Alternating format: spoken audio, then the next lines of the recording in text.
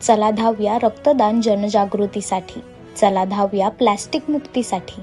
चला सखी धावूया स्वतःच्या आरोग्यासाठी.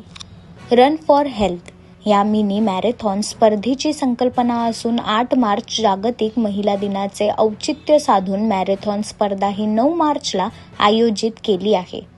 ग्लोबल रक्तविरंगना मालवण मिनी मॅरेथॉन स्पर्धा 6 गटात विभागली गेली आहे.